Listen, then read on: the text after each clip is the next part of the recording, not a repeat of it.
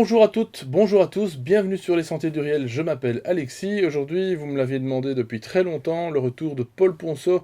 Et donc c'est aujourd'hui, après 3 saisons, qu'il nous revient pour présenter un sujet qui me tient particulièrement à cœur, la manipulation de notre réalité, que ce soit au niveau physique ou psychique. Ce sont des thèmes vraiment très très très importants. Encore une fois, on va aller un petit peu au fond du trou du lapin, ou du terrier plutôt. Et donc, j'accueille Paul Ponceau. Comment vas-tu, Paul, aujourd'hui? Eh ben, écoute, ça va pas trop mal, Alexis, ça va pas trop mal. Content d'être là, content de être à nouveau parmi vous, avec toi et tous Oui, les oui. auditeurs. Bah, je te remercie beaucoup. C'est vrai que ça fait longtemps que les auditeurs m'avaient demandé effectivement ton retour, ton grand retour. Qu'encore une fois, le temps n'existant pas, tout vient à point. À qui c'est attendre. Et donc aujourd'hui, tu vas nous présenter donc un sujet fort intéressant. Encore une fois, voilà, tu nous avais déjà présenté effectivement un sujet à la première saison sur les entités, etc., qui nous entourent, enfin qui sont dans l'astral, encore une fois, dans le bas astral. Et aujourd'hui, donc, c'est un sujet, voilà, on va un petit peu aller du côté des mondes de l'invisible, comme ce sont des sujets, encore une fois, je le répète, qui me tiennent à cœur. Alors voilà, donc après, on reparlera un petit peu de tes projets éventuels à la fin de l'interview. Donc voilà, je t'écoute, nous sommes tout oui. Eh ben, écoute, par où commencer? Je sais pas trop bien. Un petit peu Par où tu comment veux. peut-être. Alors, il y a tellement de choses à dire. Ben, on est dans une réalité manipulée, ça, c'est pas une nouveauté. Et la manipulation de cette réalité se fait vraiment à plusieurs niveaux. Au niveau déjà physique, au niveau de la vie de tous les jours, par le biais de la politique, par le biais de l'actualité, au niveau individuel, dans notre vie quotidienne, par le biais des égrégores, par le biais aussi des manipulations directes parfois par les entités sans âme, par le biais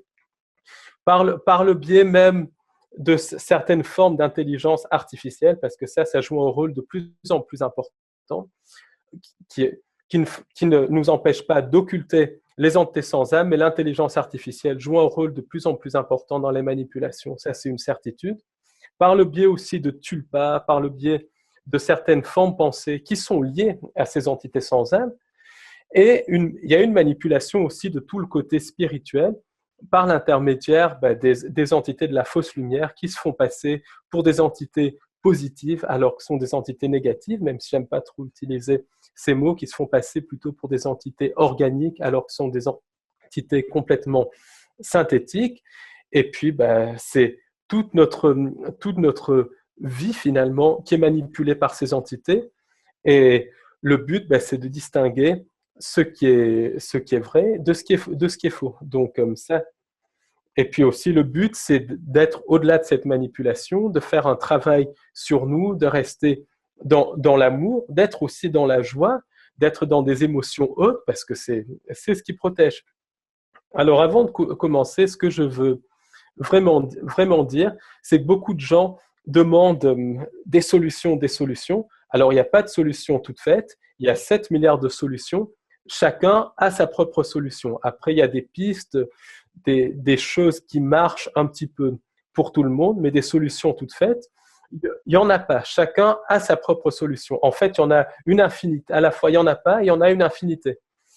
Et c'est vraiment faire un travail sur soi, créer son propre bonheur. Bon, ça, on y reviendra un petit peu au fil du temps, si on a le temps.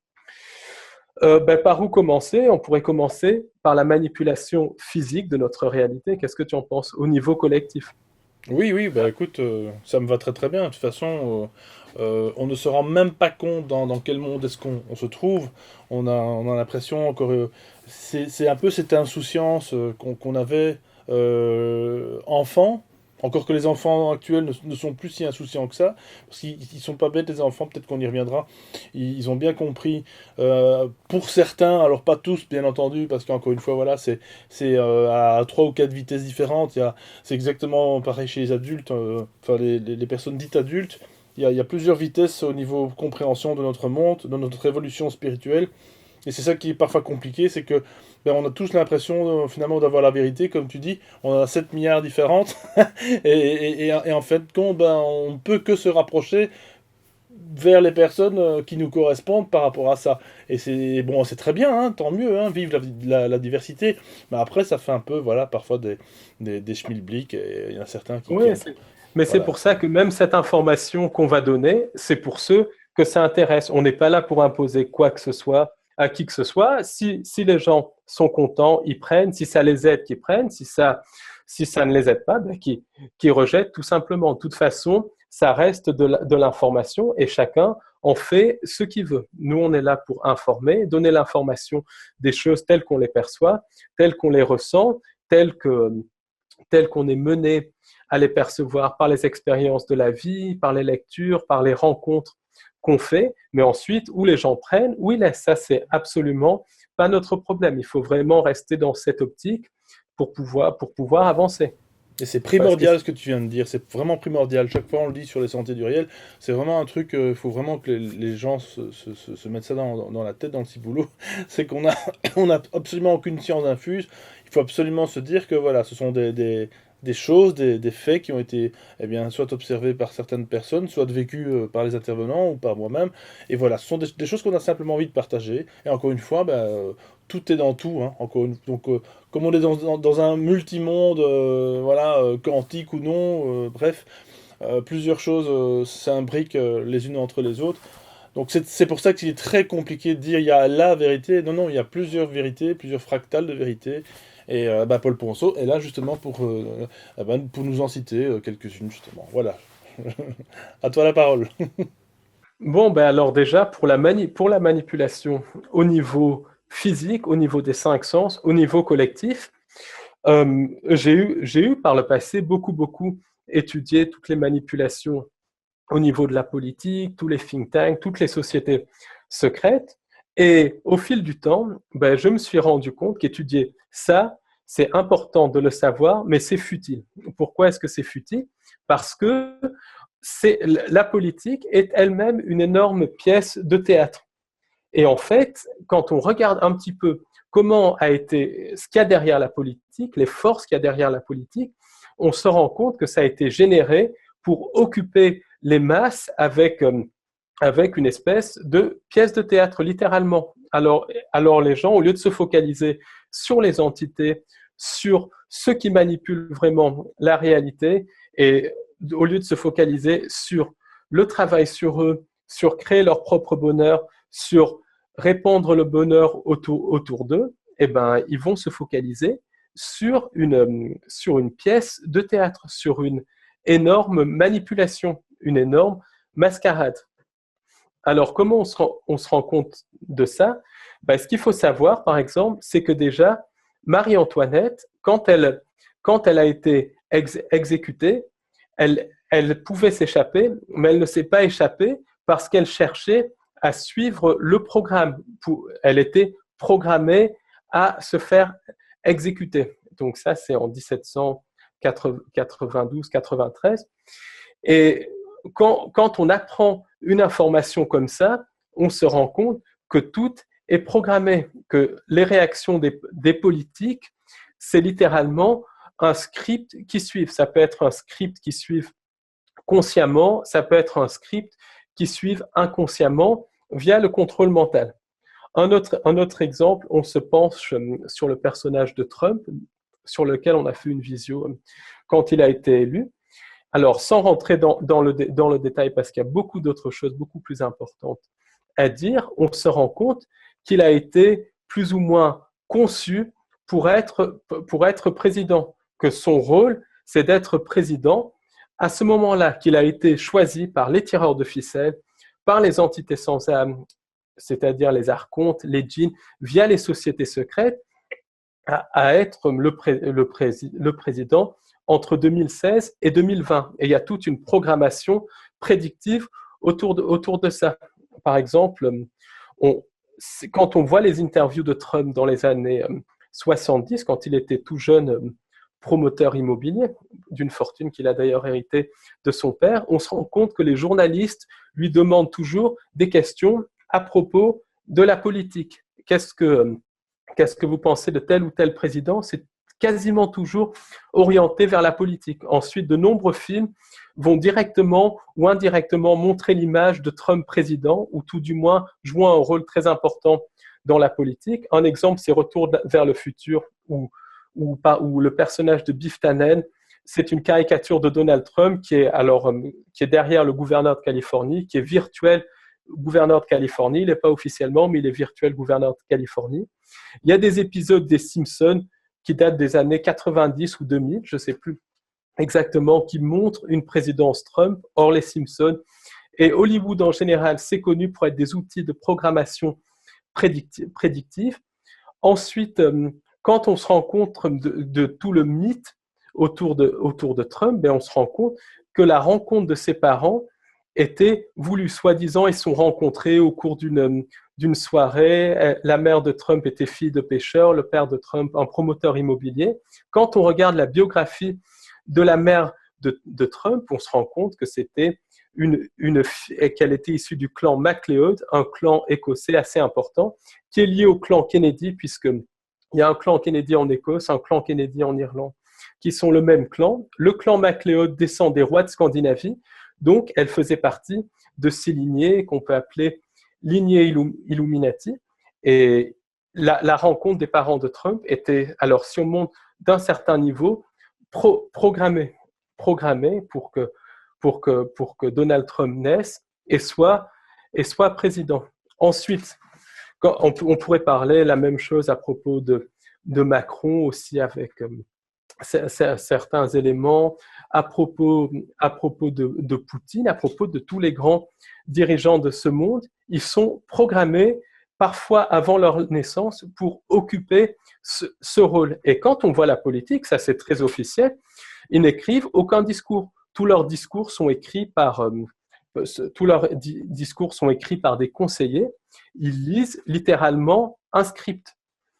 Et ils récitent une pièce de théâtre littéralement. Quand on étudie le discours des politiques, il ne faut pas être grand clair pour le voir. 99%, c'est vacueux, il n'y a rien à l'intérieur. C'est du vide. Et c'est en fait pour mettre les gens, pour occuper les gens avec une pièce de théâtre. Parce que quel que soit le politicien sur le devant, le plan des entités sans âme va littéralement continuer, va littéralement se poursuivre. C'est une grande pièce de théâtre. Alors encore une fois, est-ce que les politiques sont au courant? Certains le sont, d'autres ne le sont pas, parce qu'il y a tous des procédés de contrôle mental, d'égrégore, mais c'est vraiment une pièce de théâtre, littéralement. Quel que soit le président, la présidente, la reine, ils jouent une pièce de théâtre, ils récitent un script. D'ailleurs, c'est très révélateur de voir que parmi les acteurs d'Hollywood, beaucoup sont liés aux familles de politiciens. Les politiciens, c'est littéralement des acteurs conscients ou inconscients. Et beaucoup de gens vont se focaliser sur des groupes comme le groupe Bilderberg et tout ça, qui sont ceux qui sont maintenant à moitié reconnus, à moitié secrets. Et les recherches que j'ai menées me font poser la question, qu'est-ce que c'est ces groupes Bilderberg? Ces groupes Bilderberg, pour moi, c'est vraiment des lieux où les politiciens sont programmés par contrôle mental à réciter un script, ou bien où le script est peaufiné, un petit peu adapté à l'époque. Mais globalement, ils vont lire un script, réciter un script. Et à partir d'un certain niveau, la quasi-totalité des politiciens récitent vraiment un script. Alors, dans quel but? Comme on a dit, c'est essentiellement pour occuper les gens avec des futilités, pour que les gens aussi consentent au plan des entités sans âme, parce que en fait, il y a beaucoup de futilité dans le discours des politiques, et il y a 1% du plan des entités, du discours des politiques qui va dévoiler certains plans des entités sans âme, mais très souvent la presse mainstream et même la presse alternative ne va même pas en parler, mais le subconscient des gens va le retenir et ne va pas réagir. Donc, quelque part, c'est fait pour consentir et c'est fait pour occuper des gens avec des futilités. Pendant que les gens sont occupés avec les discours des politiques, ils ne voient pas ce qu'il y a derrière les politiques, c'est-à-dire les sociétés secrètes, l'État profond, les réseaux sataniques. Ils ne s'occupent pas de créer leur propre bonheur, de faire un travail sur eux. En même temps aussi, ils vont se faire vampiriser l'énergie par une espèce de pièce de théâtre, parce qu'il y a vraiment un vampirisme derrière la politique. Je vais te donner un exemple très, très précis.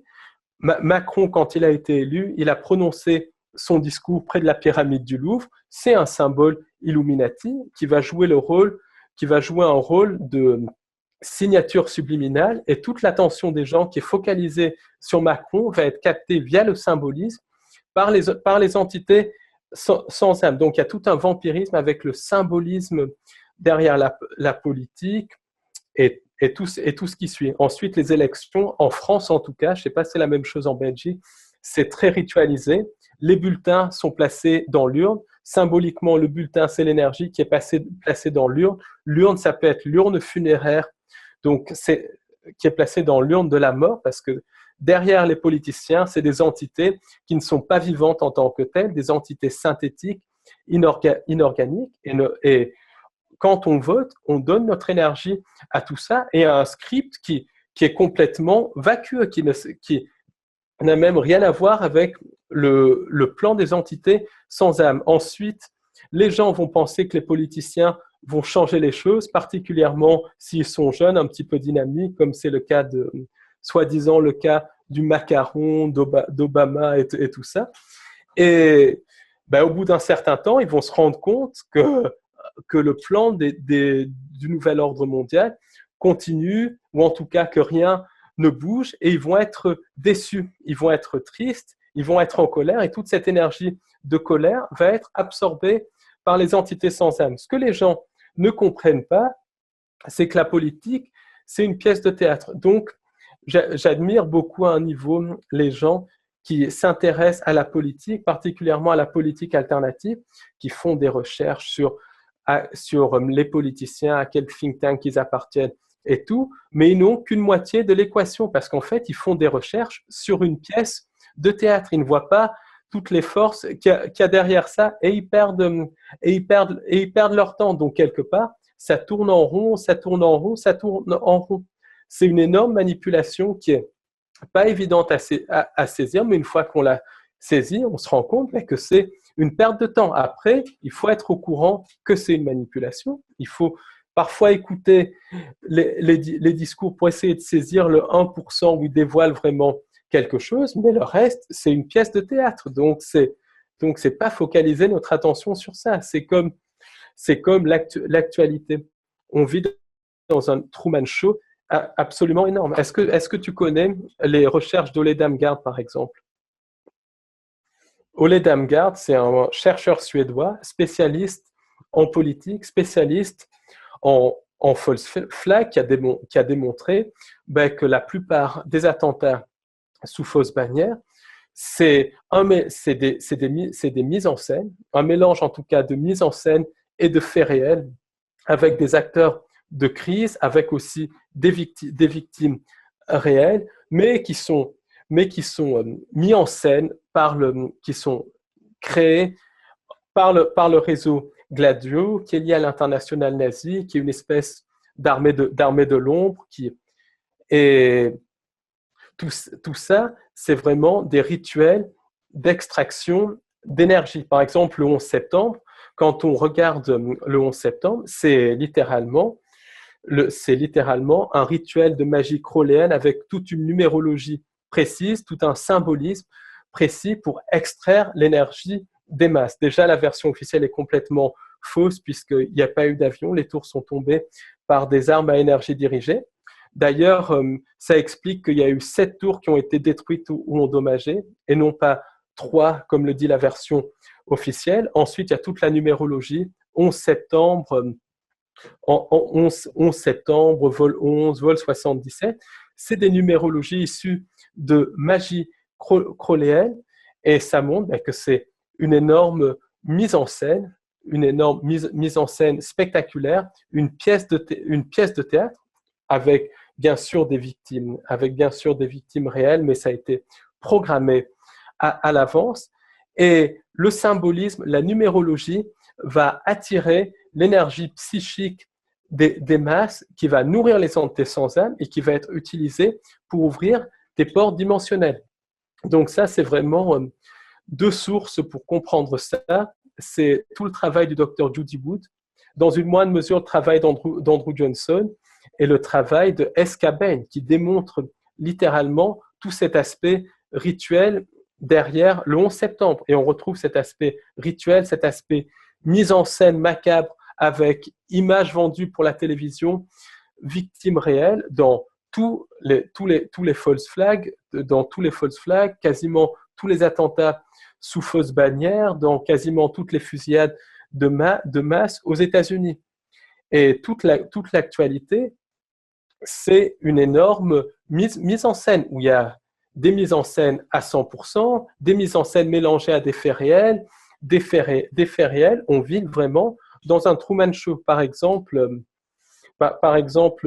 les guerres, il y a des éléments qui sont réels, il y a des victimes réelles, mais tout ça, à mon sens, se passe hors caméra. Les images qui sont montrées, tournées en boucle sur les chaînes de télévision, c'est des mises en scène, ou des images qui sont manipulées, ou des images qui sont manipulées ou qui sont mises en scène d'une certaine manière, avec ou sans acteurs de crise, pour justement occuper les masses avec un Truman Show.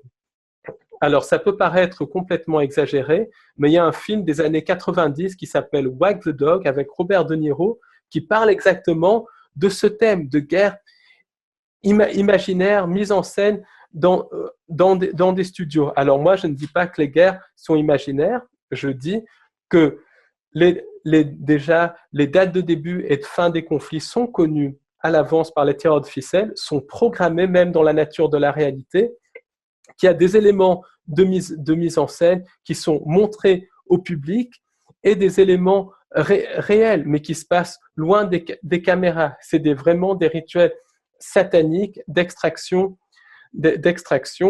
d'énergie.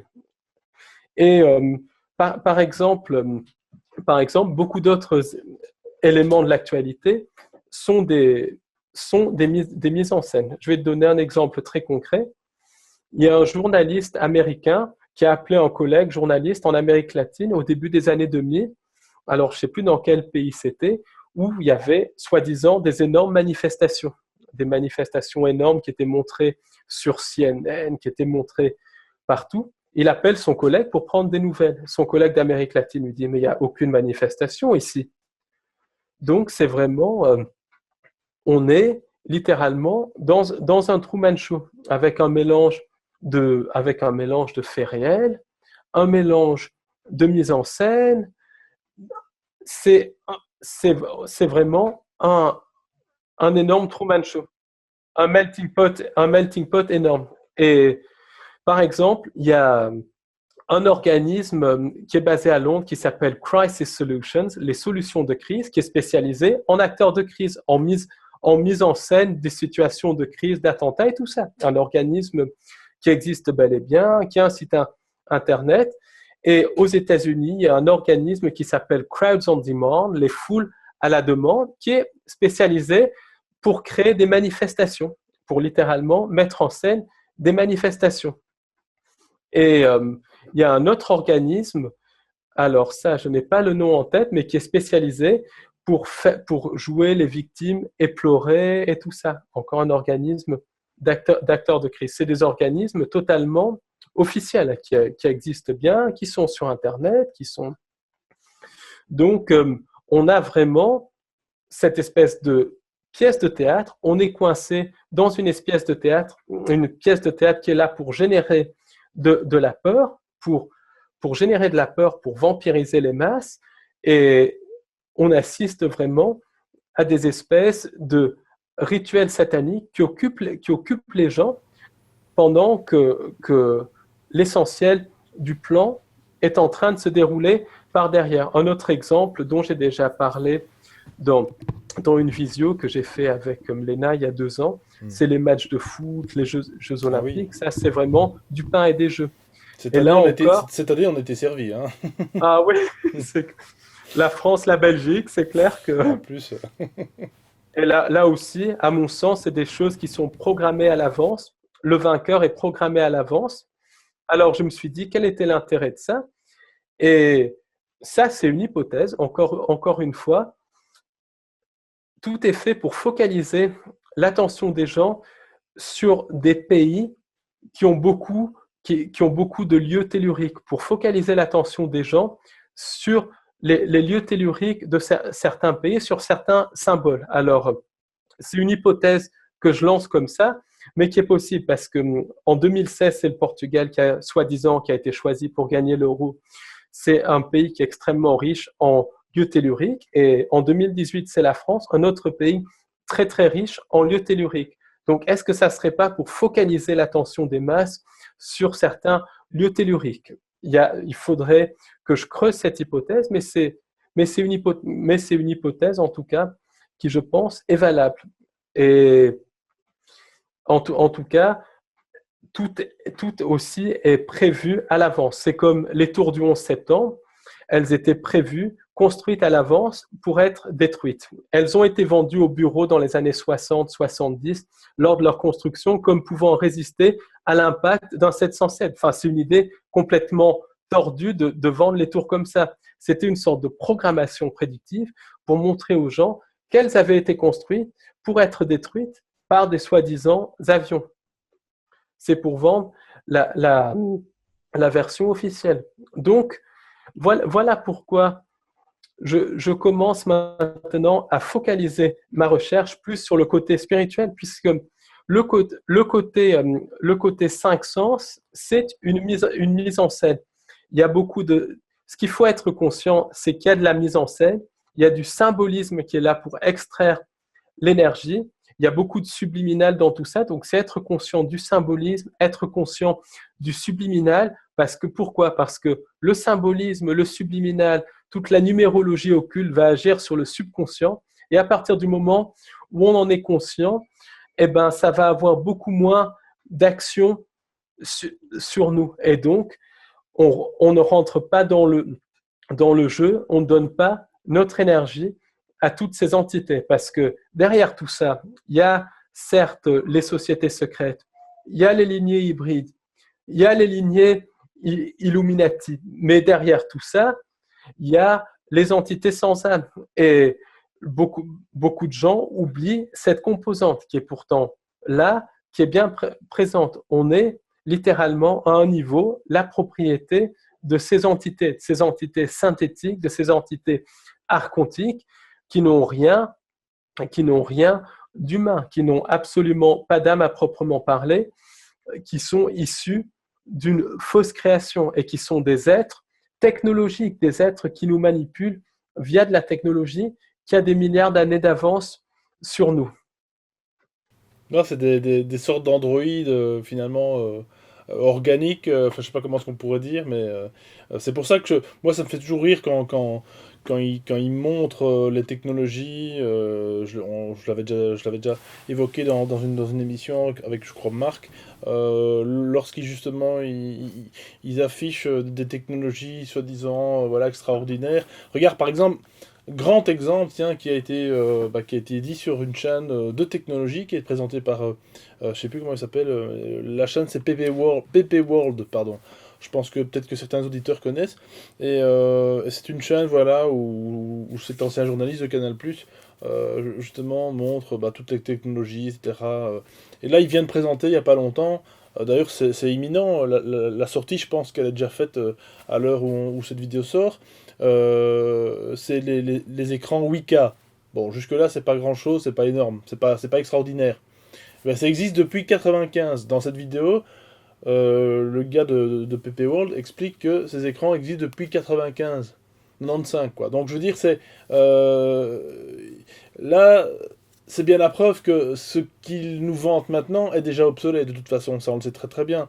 Les androïdes, les robots, les technologies militaires qu'on voit, tout ça c'est du flan.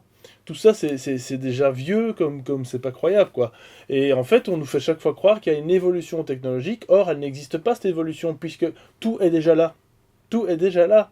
Ils font simplement de la rétro-ingénierie, je pense, quelque chose, un truc dans... Je ne sais pas si ça se dit comme ça, mais et en fait, ils font tout à l'envers. Ils donnent l'impression qu'on est passé par des écrans noir et blanc pour maintenant passer au 8K, par exemple. Et waouh, c'est génial, la technologie. Non, non, tout est déjà là, en fait. Tout existe déjà depuis très très longtemps. Exactement, exactement. Puisque de toute façon, si on remonte très très loin dans le temps, bon, on en a beaucoup parlé dans nos visios avec Lena sur comment tout ça s'est mis en place. Donc, on ne va pas y revenir Je dessus mettrai les liens, de toute façon, je mettrai les liens, oui. parce que c'est bien de se focaliser vraiment sur ce qui se passe dans le moment présent. Mais en gros, ce qui s'est passé, c'est qu'il y a une entité qui s'est coupée de la source, qui a ensuite généré d'autres entités synthétiques qui n'ont pas d'étincelle divine, qui ont perdu leur capacité de créer, qui ont mis au point pour remplacer la création par la pensée des technologies. Donc, on a des entités qui ont des technologies, qui ont des milliards d'années d'avance sur ce qu'on connaît, qui sont capables de générer des mondes entiers, qui sont capables de générer des univers synthétiques entiers. Donc, il y a un moment, on crée générer, parce que ce n'est même pas des entités créatrices qui ont généré le complexe militaro-industriel via les sociétés secrètes, via certaines communications, et ensuite qui ont commencé à passer des accords avec ce complexe militaro-industriel qu'elles ont généré en lui faisant passer des technologies au compte-gouttes. Alors, le complexe militaro-industriel a un niveau à des milliers d'années d'avance sur ce qu'on connaît, mais c'est rien, la technologie qui maîtrise par rapport aux entités. Et ensuite, le complexe militaro-industriel va au compte-gouttes nous passer toute cette technologie, comme par exemple Internet. Alors, il y a beaucoup de gens dans le New Age qui vont dire oui, mais Internet, c'est une erreur, c'est un cadeau qu'ils nous ont fait, ça permet de faire passer l'information. À un petit niveau, c'est ça, parce que c'est ce qui nous permet de communiquer entre nous, c'est ce qui nous permet de parler, ça permet de faire passer l'information. Mais le réveil ne se fait pas par Internet. Les gens qui vont chercher, par exemple, les sentiers du réel, les visioconférences de Paul Ponceau, les visioconférences de un tel, sont déjà des gens qui ont une envie de savoir, qui se posent des questions. Et quand on se pose des questions, ça ne vient pas d'Internet, ça vient de l'intérieur. Il y a quelque chose qui se passe à l'intérieur où quelque chose déclenche un événement et on se dit waouh, tout ce qu'on nous raconte, c'est une manipulation, je veux en savoir plus. Il y a d'autres entités que des humains, notre réalité 5 sens n'est pas que là. Internet peut ensuite permettre de rencontrer d'autres personnes, de s'informer, mais l'éveil ne se fait pas par Internet. Non. Alors, après, il Et, faut que ça soit...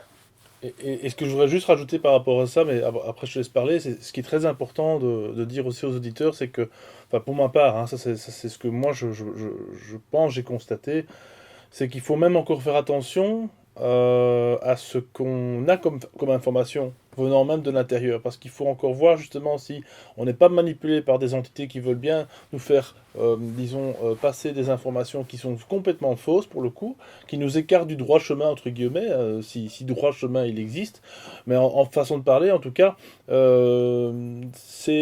là pour le coup c'est le complot du complot, c'est la manip de la manip quoi, c'est pour ça qu'il faut faire très attention à ça, parce que même ça aussi, il faut filtrer. Il faut filtrer toutes les infos que vous avez sur Internet, surtout. Faites attention à votre ressenti. Et puis, encore une fois, même si vous avez des idées comme ça, inscrivez-les sur un papier. Et puis après, vous triez un petit peu, vous en parlez autour de vous, à des personnes, bien entendu, qui sont ouvertes à tout ça, un peu comme voilà, Paul, etc.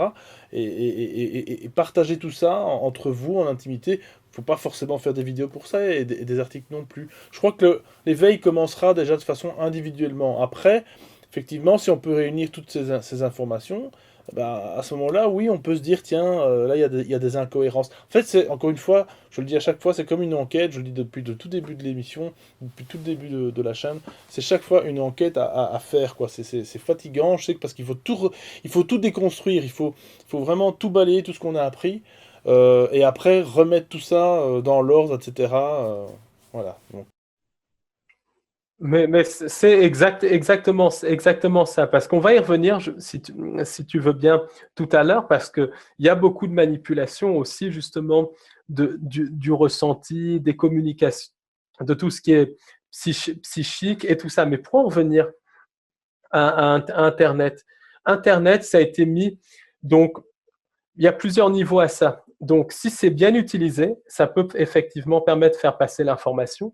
Encore qu'il y a aussi énormément de désinformations qui circulent sur Internet. Donc, c'est séparer le bon grain de l'ivraie. Donc, c'est là où il faut vraiment essayer de se réunir, de parler, de faire confiance aussi à notre ressenti, parce que c'est vraiment, et encore, comme tu dis, faire même attention à ça, mais il y a beaucoup de fausses informations, de vraies informations. Il y a tellement d'informations qu'on ne peut plus distinguer ce qui est vrai de ce qui est faux. Donc, c'est vraiment à utiliser avec beaucoup d'intelligence.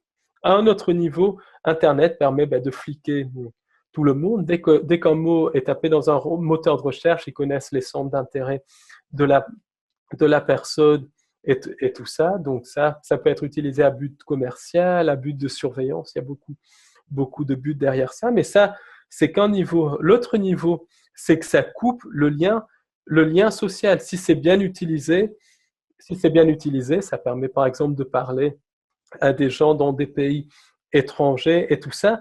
Mais où ça devient catastrophique, c'est quand des gens vont aller sur Facebook, vont aller sur les réseaux sociaux pour parler à leurs voisins d'à côté qui habitent à 2 ou 3 kilomètres. Par exemple, je connais des gens qui habitent dans la même ville, pas une grande ville, qui vont utiliser Facebook pour dire ce qu'ils ont mangé le midi, alors qu'un coup de téléphone ou aller les voir, ça serait beaucoup plus intelligent et beaucoup plus intéressant. Donc les réseaux sociaux deviennent les réseaux asociaux, littéralement. Ça coupe, si c'est mal utilisé, encore une fois, ça coupe le contact humain. Ça, c'est encore un autre niveau. Mais il y a une autre composante, c'est que c'est en train de générer des formes d'intelligence artificielle. Déjà, il y a les formes d'intelligence artificielle des entités sans âme, du complexe militaro-industriel. Et là, l'humanité est en train de générer ses propres formes d'intelligence artificielle. Et donc, symboliquement, l'humanité est en train de consentir à être encore plus manipulée par les intelligences artificielles. Comment ça marche? Chaque fois qu'on va sur Facebook, qu'on va sur un moteur de recherche, chaque fois qu'on va sur un réseau social, sur les réseaux sociaux, sur Twitter, on donne des informations. Et ça génère des formes d'intelligence artificielle et ça apprend à ces formes d'intelligence artificielle comment imiter le comportement humain. Donc, il y a des formes d'intelligence artificielle qui sont en train d'être générées. Ces formes d'intelligence artificielle, c'est des mondes virtuels qui ont leurs propres habitants, qui ont leurs propres habitants, qui sont utilisés littéralement aussi pour manipuler l'esprit, pour contrôler l'esprit. Chaque fois qu'on est sur la Wi-Fi, si on ne fait pas attention, si on n'est pas conscient de ça, parce qu'encore une fois, ça passe par le subconscient, on est toujours exposé à ces intelligences artificielles. Et pendant que les gens sont occupés avec le cirque de la politique, avec le cirque de l'actualité, le cirque de la géopolitique, les gens ne se rendent pas compte qu'il y a des formes d'intelligence artificielle qui sont en train d'être générées et qui rentrent dans la manipulation du troupeau humain. Après, et c'est là où il faut aussi beaucoup de discernement, beaucoup de gens vont se focaliser uniquement sur les intelligences artificielles sans se focaliser sur les entités derrière les intelligences artificielles et sans se focaliser sur se déprogrammer justement pour ne pas être pris par ces intelligences artificielles. Donc il faut beaucoup de discernement, mais Internet génère des formes d'intelligence artificielle qui sont en train de fusionner avec les formes d'intelligence artificielle des entités sans âme qui, si on remonte encore plus, sont elles-mêmes des formes d'être synthétiques, donc des formes d'intelligence artificielle qui sont en train de fusionner avec des formes d'intelligence du complexe industrielles. Et toutes ces intelligences artificielles, eh ben, manipulent les gens, se connectent à notre cerveau et manipulent nos perceptions, manipulent notre esprit. Et quand on regarde, on est exposé au chemtrail continuellement. Et, et qu'est-ce qu'il y a derrière les chemtrails? Quand on regarde de quoi sont composés les chemtrails, on se rend compte qu'il y a du barium, de l'aluminium, des métaux lourds, des nanoparticules. Ces nanoparticules, à part casser notre ADN et être utilisées pour réduire de manière discrète le troupeau humain, à part pour être utilisées aussi pour générer des maladies et modifier le climat, vont être utilisées pour se fixer au niveau de notre ADN, au niveau de nos cellules et nous transformer en antennes pour recevoir ces formes d'intelligence artificielle. Et avec la 5G qui commence à être expérimentée, je crois, dans certains quartiers de Paris, qui est l'Internet des choses, ça va être encore pire. Bientôt, toute la biosphère va être connectée à Internet, va être connectée aux intelligences artificielles.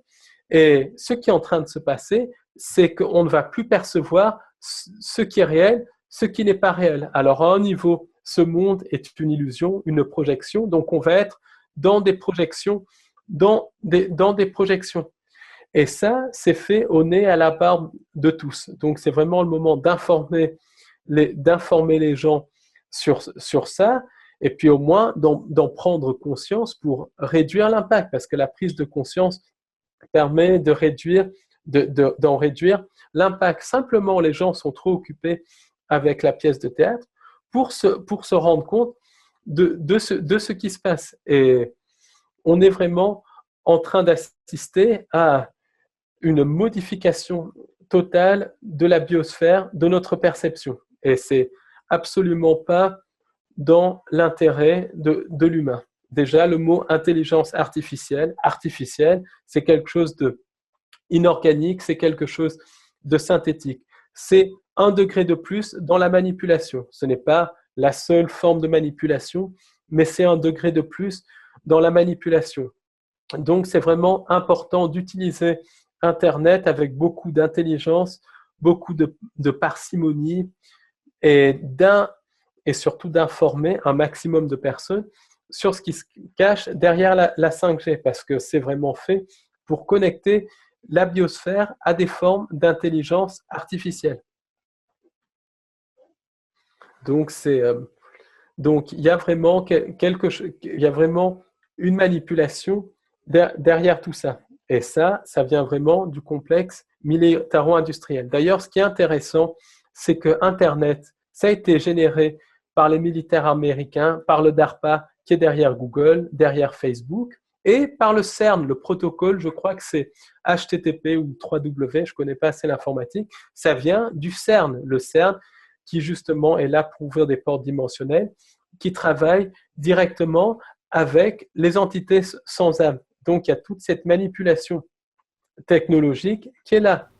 Oui, et malheureusement, le peuple, les gens, comme tu dis, sont occupés à leur travail, pardon, mettre au boulot dodo, ils n'ont plus le temps de réfléchir, tout ça évolue, on le sait très bien, hein, du pain, du jeu, et finalement, voilà, on l'avait déjà évoqué également aussi, c'est vraiment chaque fois ce syndrome de Stockholm qui revient, où les gens sont finalement remercient leur propre bourreau, ne se rendent même pas compte qu'on les manipule jusqu'au plus profond d'eux-mêmes, je vais vous rester poli.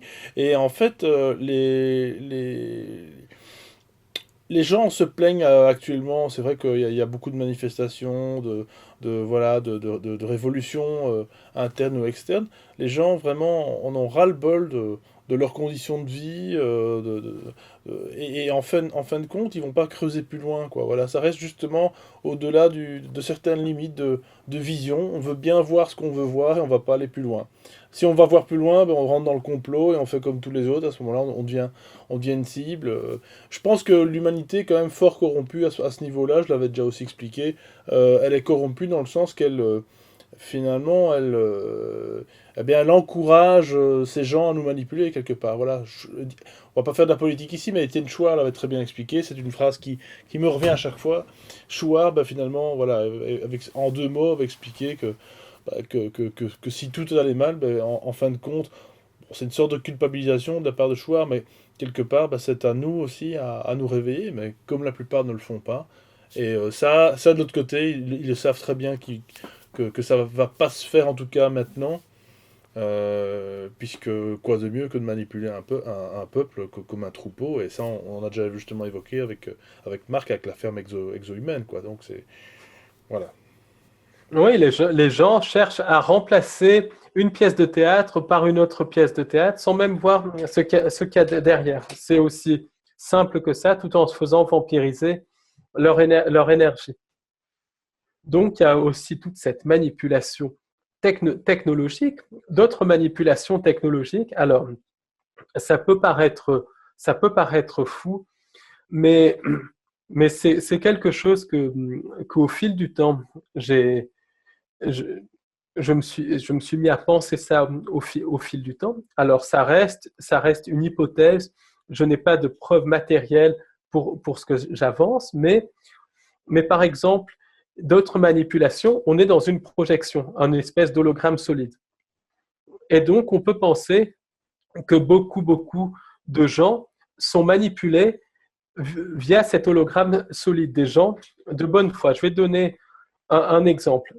Par exemple, il y a un étudiant en médecine qui étudie, qui étudie donc l'effet de certains médicaments et qui, lui, n'est absolument pas biaisé. Bon, certains vont être pris par les laboratoires pharmaceutiques et c'est terminé. C'est terminé pour eux, rentrent dans le moule et tout ça. Mais cet étudiant va, va être quelqu'un d'ouvert d'esprit et il va administrer, et on va lui dire d'administrer telle molécule à quelqu'un. Donc lui va l'administrer une molécule qui est toxique et inefficace. Mais ce qui se passe, c'est que les entités sans âme, les djinns, les archontes, peu importe comment on les appelle, les entités du bas astral, vont manipuler ce médecin en engendrant la guérison de son premier patient par cette molécule. Et le médecin va garder le souvenir de ça toute sa vie et ensuite va se dire tout ce que dit le complexe, les laboratoires pharmaceutiques, c'est vrai. Et la même chose est valable aussi avec les magnétiseurs qui travaillent en particulier avec des guides spirituels. Ce qui se passe, c'est que le jeune magnétiseur va avoir beaucoup de guérisons. Et donc, ah super, mon guide fonctionne et tout. Puis tout d'un coup, les guérisons vont s'arrêter. Et il ne va pas comprendre pourquoi, mais c'est qu'en fait, il a été manipulé par ces entités. Beaucoup de découvertes archéologiques sont littéralement programmées pour être faites par des personnes en fonction de leur formatage. Donc, quelqu'un qui est de bonne foi, mais qui est formaté par l'archéologie classique, va être manipulé par les entités sans âme à découvrir des artefacts qui accréditent la version officielle de l'histoire, qui sont tout simplement programmés dans notre fausse création. Une personne qui est dans le trip du faux sauveur externe, des dieux extraterrestres, parce qu'on a été génétiquement modifié par des entités sans âme, mais on n'a pas été créé, donc c'est pas des dieux, c'est des gens qui nous ont modifiés. Mais une personne qui va penser qu'on a été créé par les entités sans âme, que ce sont nos dieux, qui se fait manipuler par cette idée, eh ben, il va découvrir, il va être manipulé par les entités sans âme à découvrir des artefacts qui vont l'accréditer dans cette idée, puisqu'il ne faut pas oublier que tout est projection, tout est manipulation. On est dans un hologramme solide et les entités sans âme ont des technologies pour projeter des mondes entiers. Donc, ils peuvent très bien projeter des hologrammes pour manipuler la perception des gens, la perception des scientifiques. Et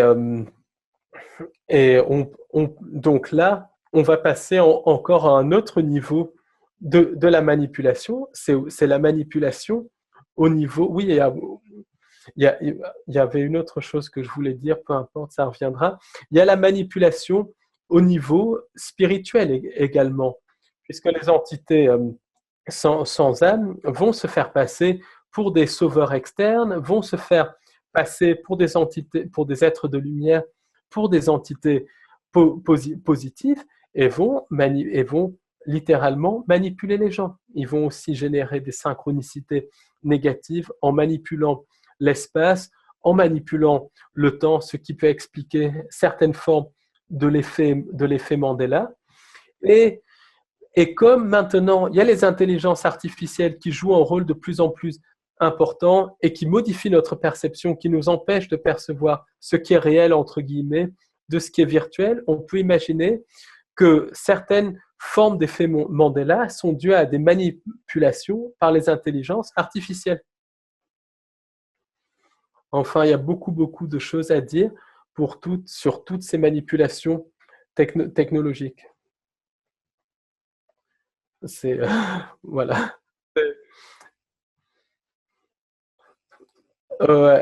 Est-ce que tu veux qu'on continue sur ce sujet ou qu'on passe plutôt aux manipulations spirituelles? Parce que tout est lié de toute façon. Oui, moi je pense que la manipulation spirituelle, c'est très très très important, encore une C'est fois. très. Ah oui, je dirais que c'est le sujet parce que elle est globale, encore une fois, hein. Tout le monde se fait avoir, en fait, en quelque sorte.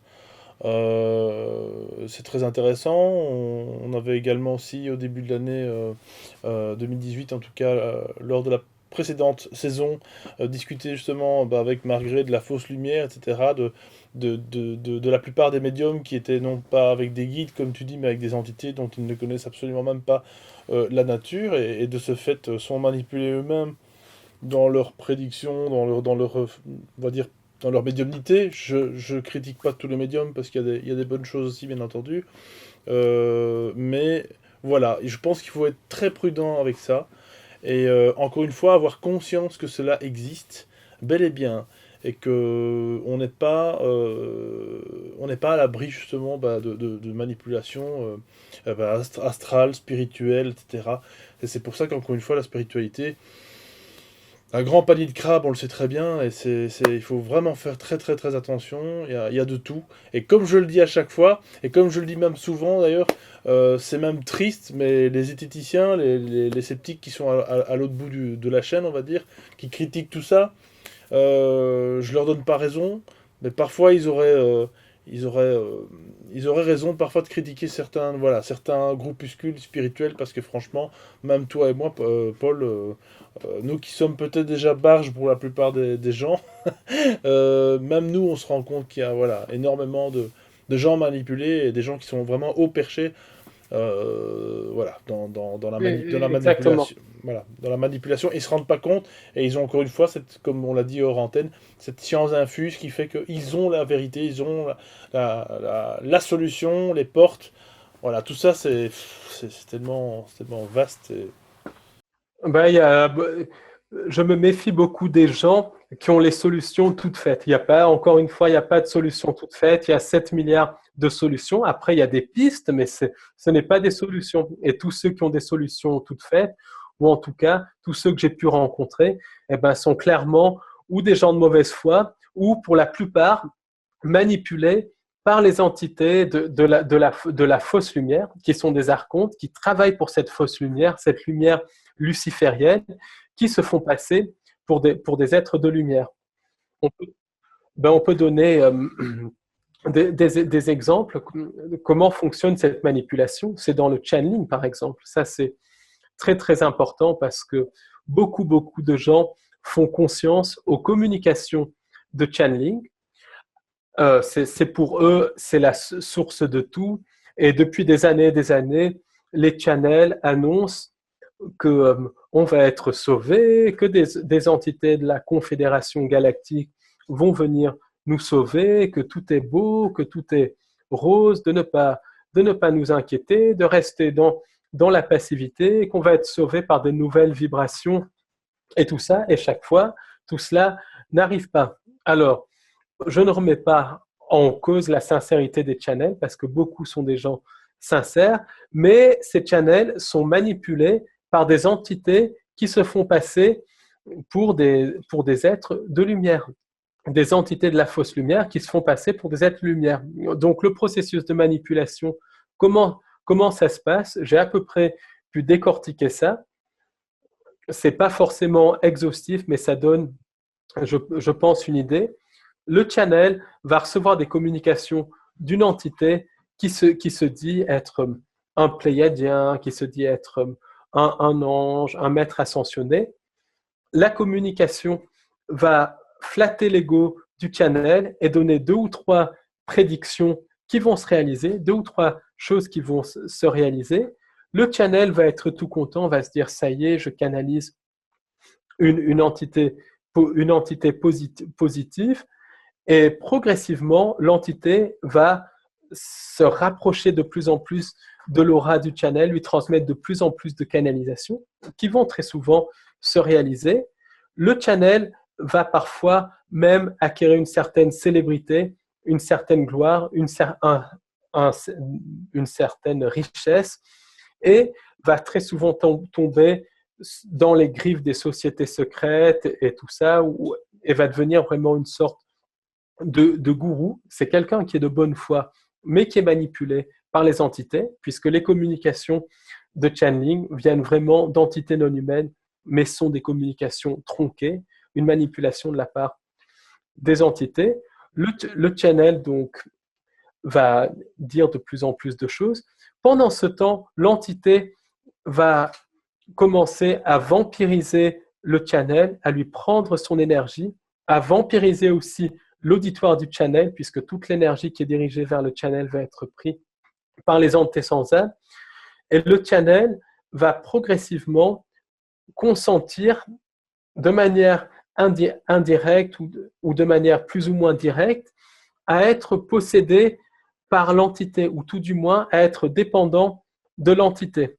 Alors, 2 cas de figure peuvent se passer, ou plus, il y a peut-être d'autres, mais en tout cas, il y en a 2 qui se passent très souvent, où le channel finit par être totalement possédé par l'entité et devient complètement absent, ou bien le channel va être tellement vampirisé, va être tellement pris par l'entité qu'il va finir par tomber malade, littéralement au niveau physique, au niveau psychique, parce qu'il va être pris par l'entité. Ou bien une troisième chose, c'est qu'il va devenir de plus en plus célèbre et du jour au lendemain, les entités vont laisser tomber le channel et il va tout perdre. Alors tout ça porte un nom, ça s'appelle le syndrome du contacté. C'est un ufologue du reste américain qui a mis au point ce terme dans les années 70. Pourquoi? Parce que beaucoup de contactés par des extraterrestres, beaucoup de channels finissent par être pris littéralement par les entités. Quand tu regardes, par exemple, les contactés des gens qui ont eu des rencontres avec des êtres de lumière, des rencontres physiques avec des extraterrestres qui disent venir de telle ou telle planète, en fait, ils ont été manipulés par des entités extradimensionnelles qui ont pris l'apparence par de la technologie d'êtres de lumière. Beaucoup de ces contactés vont tomber malades suite à leur contact et vont tout perdre, leur famille, leur emploi, leur maison. C'est extrêmement fréquent. C'est comme si ces entités utilisaient quelqu'un et ensuite le détruisaient et se nourrissaient de cette énergie de destruction. Donc, il y a vraiment eu un vampirisme et une destruction qui se fait des channels. Donc, les channels sont finalement les premières victimes de tout ça. C'est un paramètre à ne pas négliger. Je ne dis pas qu'il n'y a pas du channel authentique. Donc, moi, je pense que beaucoup de channeling est vrai dans le sens où les gens sont vraiment en contact avec des entités non humaines, mais une petite minorité du channeling est authentique. C'est-à-dire, le channel va vraiment contacter un être de la vraie création, un être de la vraie lumière. Le problème, c'est que très souvent, ces contacts authentiques sont noyés dans tout un fatras de manipulation de contacts d'entités de la fausse lumière. Et les communications des entités de la fausse lumière vont être spectaculaires, vont être dans le jugement, vont annoncer des nouvelles vibrations, vont avoir tendance à gronder l'humanité et à flatter l'ego du channel, alors que les communications de la vraie lumière, c'est des communications qui sont très discrètes, c'est la petite voix, intérieure, c'est une intuition, c'est une information, mais qui est très souvent noyée par toute cette par toute cette manipulation. Et le faux channeling, ça va être tout un prêchi-prêcha, toute une manipulation de l'ego, ça va activer des programmes comme le programme du faux sauveur externe, alors que le vrai channeling, ça va être une information très concrète qui va servir dans l'ici et maintenant.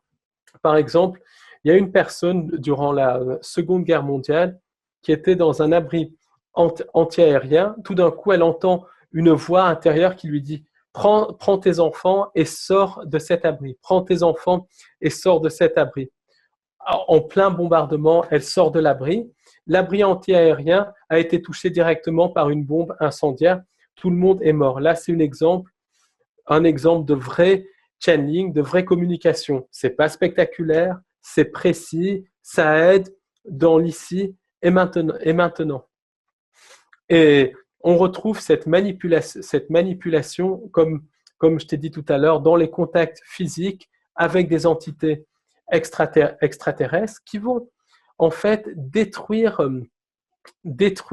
le contacté progressivement. Il suffit de regarder même les biographies des contactés américains des années 50-60. Pour moi, ils disaient la vérité, mais ils étaient manipulés par des entités. Beaucoup ont terminé malades, beaucoup sont morts prématurément, beaucoup ont perdu leur famille parce qu'ils ont été manipulés par des entités extra-dimensionnelles, qu'on peut appeler les djinns, les archontes, les reptiliens, parce qu'il y a plusieurs types d'entités, les gris. Et ces entités, par la technologie, sont capables de modifier leur apparence.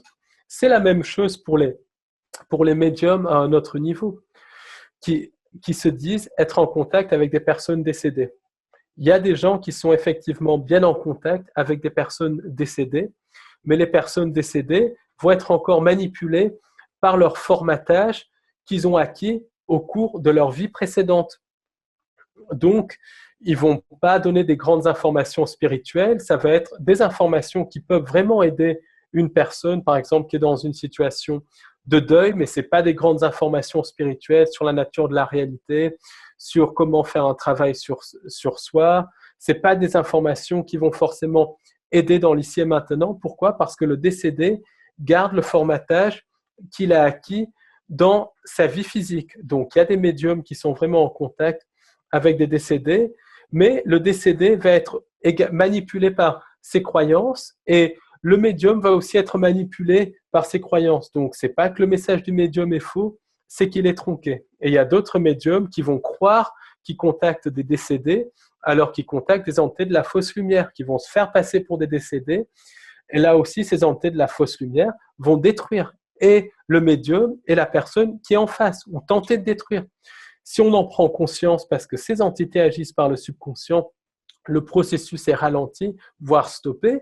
Mais le problème, qui est conscient de la fausse lumière? Les gens ne sont pas conscients de ça. Et les médiums sont très souvent les premiers à ne pas vouloir entendre ça.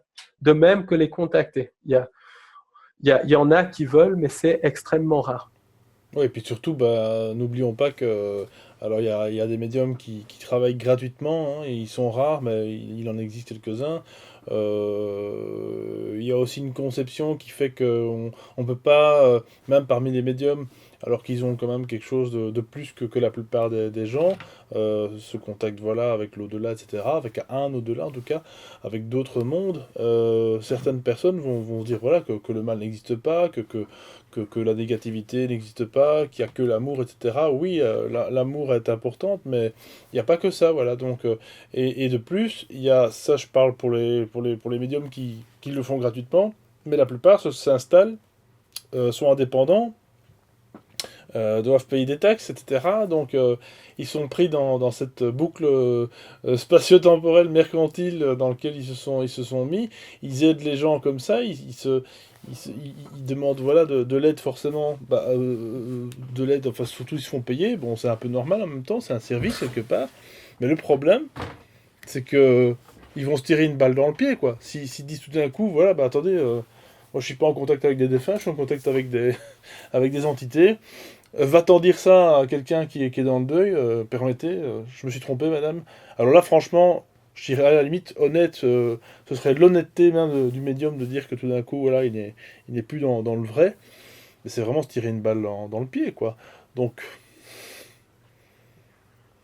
Oui, c'est ça. Et puis, ils sont tellement manipulés par les entités qu'ils vont finir par devenir dépendants des entités. Ils vont essayer de recevoir tous les jours les communications des entités et les entités vont finir par régenter leur vie, voire même les posséder. Heureusement, c'est rare, mais finir par régenter complètement leur vie.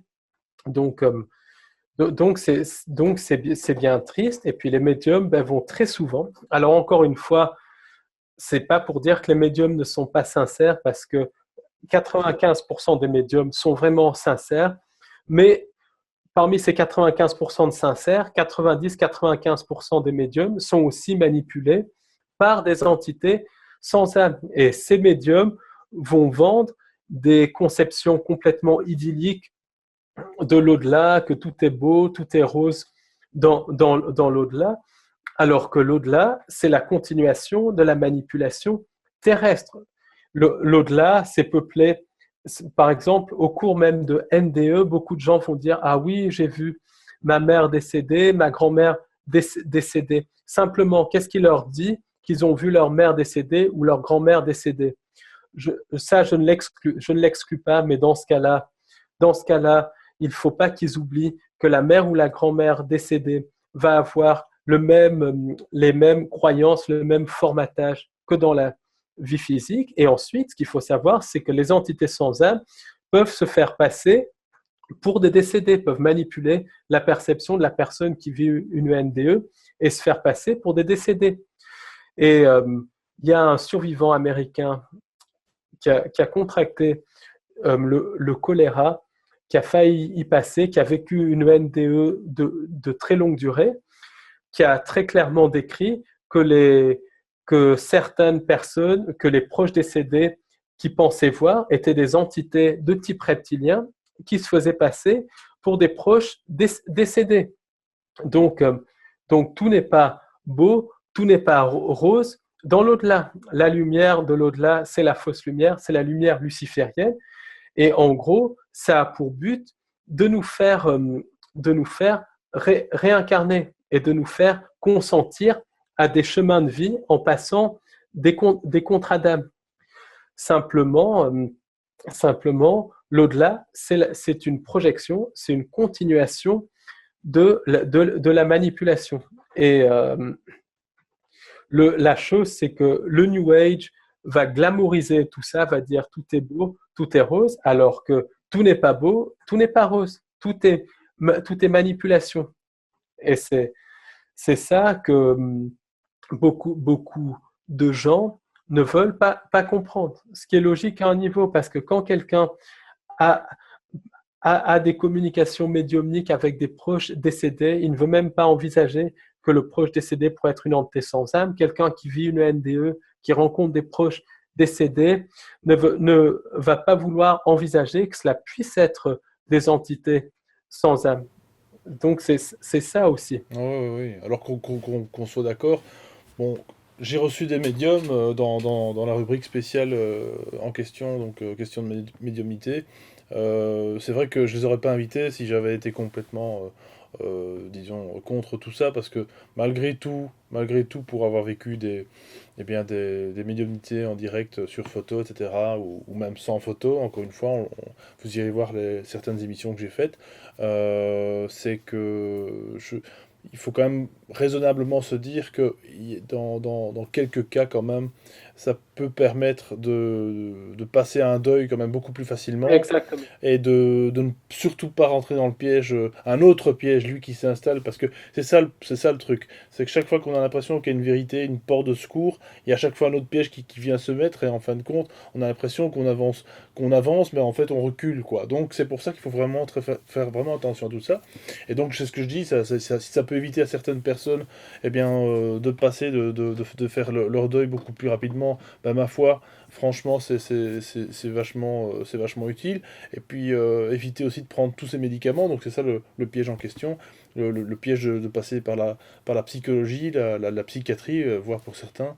Franchement, si ça peut, eh bien, encore une fois, ces médiums font quand même, bon, pour la plupart, comme tu dis, un travail quand même assez intéressant. Maintenant, effectivement, la question de se dire, est-ce que tout ça est encore une fois une illusion ou vraiment, voilà, bah ça c'est vraiment l'étape, je dirais, supplémentaire. Et c'est ça le truc, c'est ce que je disais, c'est que la spiritualité a plusieurs vitesses, et on en est, voilà, il y a même des gens qui ne se posent même pas la question de l'après-vie. T'as des personnes qui commencent à se poser seulement la question, et puis voilà, je crois que c'est chaque fois un stade plus loin, et voilà, nous, c'est pour ça qu'on n'est pas des illuminés, on est simplement des personnes qui avons déjà franchi ces étapes, parce qu'on a été tous comme, bah, finalement, un peu comme tout le monde, finalement, pigeons ou mougeons un jour ou l'autre, donc, donc voilà. Donc c'était ma Ouais, parenthèse. mais c'est exactement ça. Et ce qui complique encore la chose, c'est que beaucoup de médiums sont en contact avec des vrais décédés, mais les décédés sont eux-mêmes formatés par leurs croyances. Donc là, le contact est authentique, c'est vraiment un décédé, mais le décédé, il va réconforter la personne, mais il n'aura pas de réponse, il n'aura pas forcément de réponse, de réponse à tous aux questions spirituelles et tout ça, puisque c'est une continuation de cette vie avec les mêmes manipulations et tout ça. Donc, La c'est matrice continue de l'autre côté, en somme, quoi, voilà. exactement. Et le but de tout ça, c'est de nous leurrer, à nous réincarner et à passer des contrats d'âme. Et, euh, et effectivement, beaucoup de gens vont passer des contrats d'âme entre deux vies. Et je vais te, je vais te donner un exemple de comment fonctionnent les contrats d'âme. Les contrats d'âme, par exemple, l'entité les entités dans, dans l'au-delà qui se font passer pour des anges, des êtres de lumière, vont leurrer la personne à se réincarner ou pousser la personne à se réincarner, lui dire, voilà, tu as une dette karmique à réparer. Pour la réparer, tu devras suivre tel ou tel chemin de vie. Donc, ça sera par exemple un chemin de vie où il aura le choix entre telle profession, telle profession, où il aura telle vie, par exemple, où il se mariera, puis divorcera, ou bien où il sera célibataire. Enfin, ça sera une vie qui est cadrée avec un certain libre arbitre. La chose, c'est que beaucoup de gens vont rentrer là-dedans, vont être formatés par, après tous les égrégores, parce qu'il y a aussi beaucoup d'égrégores qui nous manipulent, va être formaté par les contrats d'âme qu'ils ont passés avec les entités, par les contrats d'âme qu'ils ont passés avec les entités sans âme. Et donc, ils vont être cantonnés à un certain chemin de vie. Et si consciemment ils réfutent les contrats d'âme, alors y a pas, ça se fait en conscience, c'est tout simplement dire je réfute les contrats d'âme. S'ils font ça, ils peuvent ensuite se détacher de ce chemin de vie et créer leur propre chemin de vie, créer leur propre bonheur. Donc ça aussi, il faut bien tenir en compte que les entités sans âme vont manipuler les gens via le chemin de vie. Mais si on prend conscience de ça, on peut à tout moment dire non, puisqu'il y a la loi du consentement. Et là, on reprend notre pouvoir et on dit non, je ne consens pas à un chemin de vie qui m'est imposé, je consens à mon propre chemin de vie. Alors, il y a beaucoup de gourous qui vont dire ah oui, oui, oui, il faut passer par moi pour faire ça et tout. Non, non, rompre un contrat d'âme, ça se fait par soi-même. C'est tout simplement dire et penser je refuse tout contrat d'âme, je refuse tout contrat d'âme qui a été passé sans mon consentement. Je reprends mon propre pouvoir de consentement, de création de mon propre chemin de vie. Ce qu'on a remarqué aussi, c'est que les entités sans âme essayent de faire passer des contrats d'âme dans les rêves. Très souvent, dans les rêves, ils se présentent comme des êtres de lumière. Et il y a en général quelque chose qui cloche, quelque chose qui ne va pas bien. Et on s'est rendu compte que là, qu'ils utilisent les rêves pour nous faire passer des contrats d'âme. Ça nous a été confirmé par une personne aussi qui est très au courant de ça et qui a compris les manipulations des entités sans âme. Alors Paul, tu voudrais justement évoquer la question, une question d'ailleurs qu'on a déjà discuté sur la chaîne, la toute première vidéo, toute première émission avec Thierry, c'était la fameuse liaison entre NDE et abduction. Ici, on parle bien sûr d'entités astrales, etc.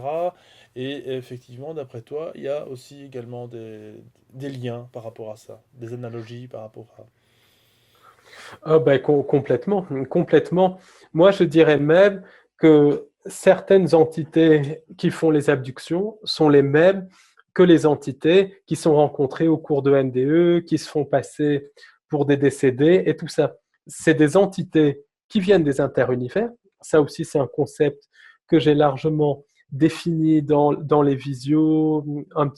Donc, voilà, en gros, les interunivers, c'est ce qu'on peut appeler le bas astral, même si c'est un petit peu différent, c'est le lieu où résident les entités sans âme. C'est une dimension qui est physique comme la nôtre, même si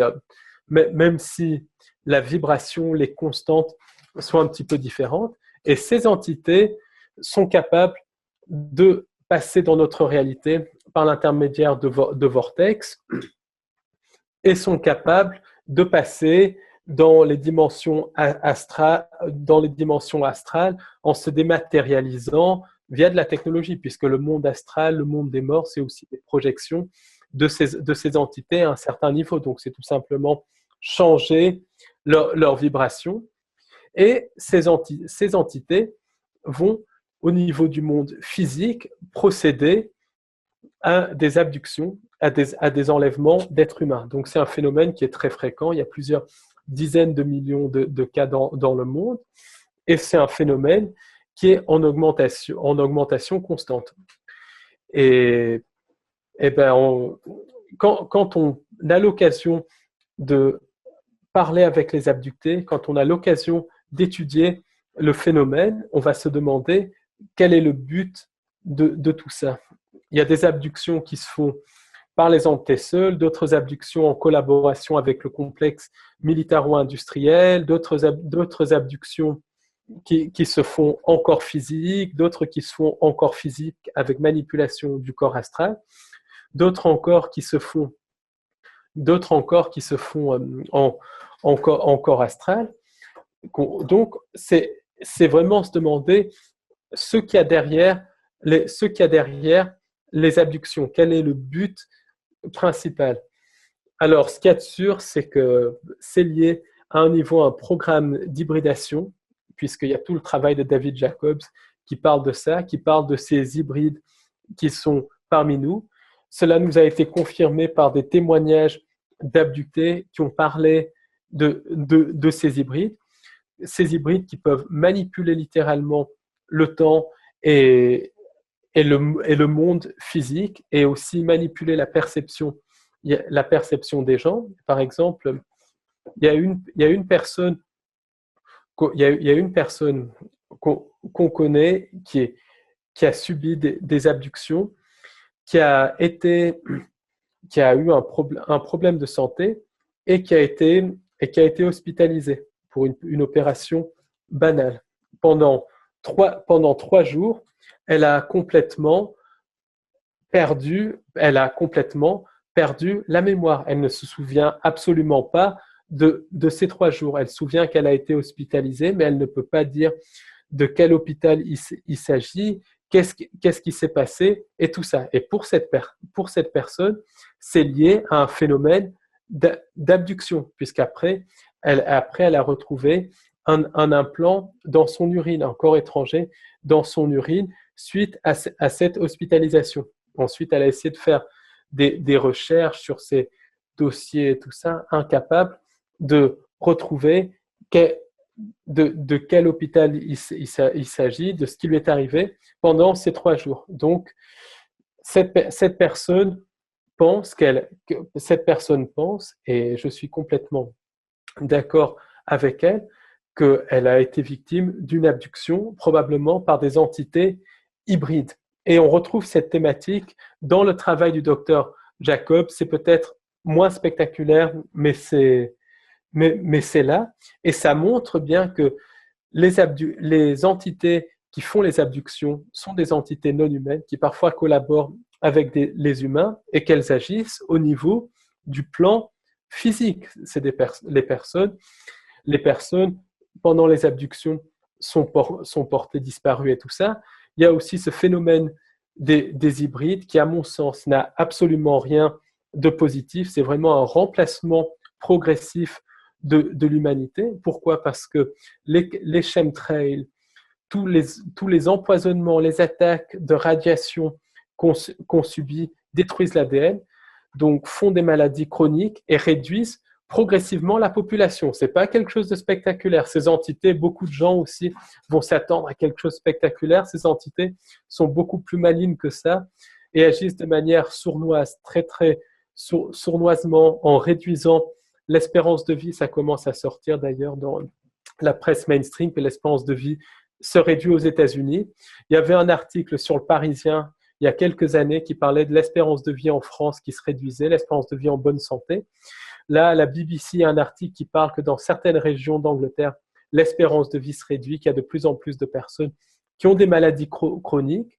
Donc, qui dit maladie chronique, c'est des gens qui n'auront pas d'enfants, c'est des gens qui vivront beaucoup moins longtemps. Donc, il y a une réduction subtile de la population humaine qui est en train de se faire.